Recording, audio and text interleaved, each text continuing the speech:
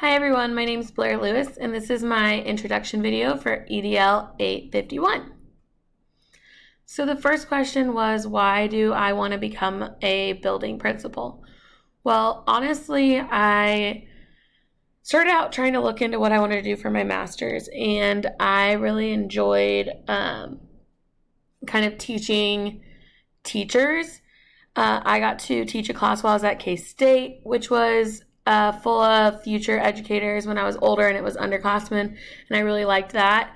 And I wanted to do something with my master's where I could then do another kind of job with it, like not just do curriculum and instruction. I wanted to do something where there would be another path for me to take, and so becoming a principal kind of was just the next best option for me personally, because I feel like I like leading and I like being hearing other people's opinions on things and trying to make things better and kind of having a dialogue between the other teachers in my department and the principals. And I'm really involved in athletics, and so I've always been interested in looking at what kind of the job of an athletic director entails.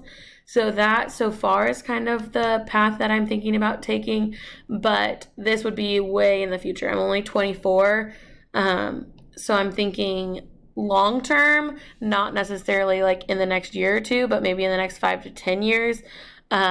Being a principal is something I would be very interested in.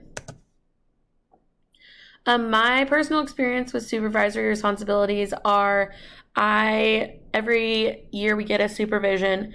Mine consistently has been a class called credit recovery. So I supervise kids who are making up credit online.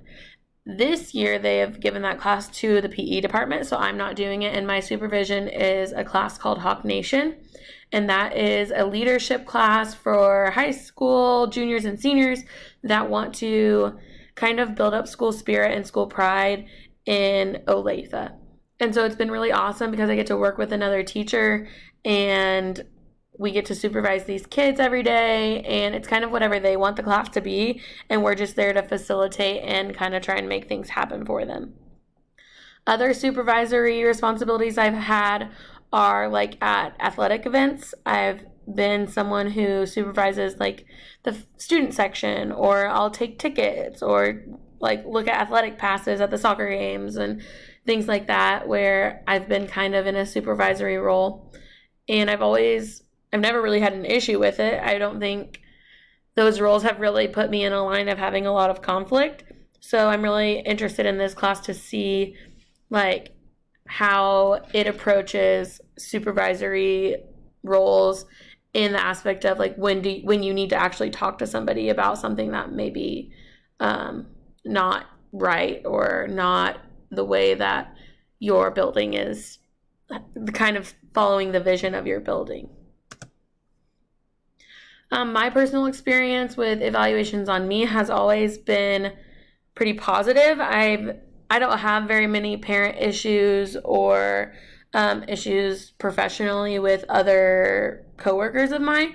So anytime I have to be evaluated, obviously it's like a little bit nerve-wracking because you have somebody in your room that's not normally there every day. But I've always felt like I've been given good feedback, whether it was constructive or just positive reinforcement of what I'm doing being a good thing.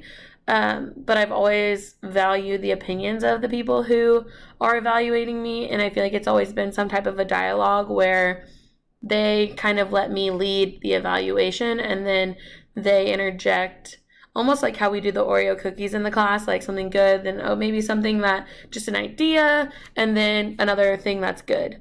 So I feel like for the most part, my experience have been very positive, and I would be interested to see or be a fly on the wall in an evaluation maybe where there was some type of disagreement or difference in philosophies, or something where that teacher was having a lot of parent complaints or a lot of people dropping their class, and you as a leader have to kind of discuss that and see like, well, what can we do for you to prepare you better, or what can we do to assist you? Why do you think this is happening? Kind of how can we work as a team, because I'm an advocate for you as a teacher, but I'm also an advocate for the students and the well-being of the kids at the school. So we have to find some type of happy medium. But overall, my personal evaluations have been good, as well as my coaching evaluations have always been pretty positive. I feel like my strength is forming relationships with kids, and so as long as I'm doing that well, it's hard for them to have very many complaints, because the kids are happy, the parents are happy, and they're learning and having fun. There's not a whole lot of issues that could arise.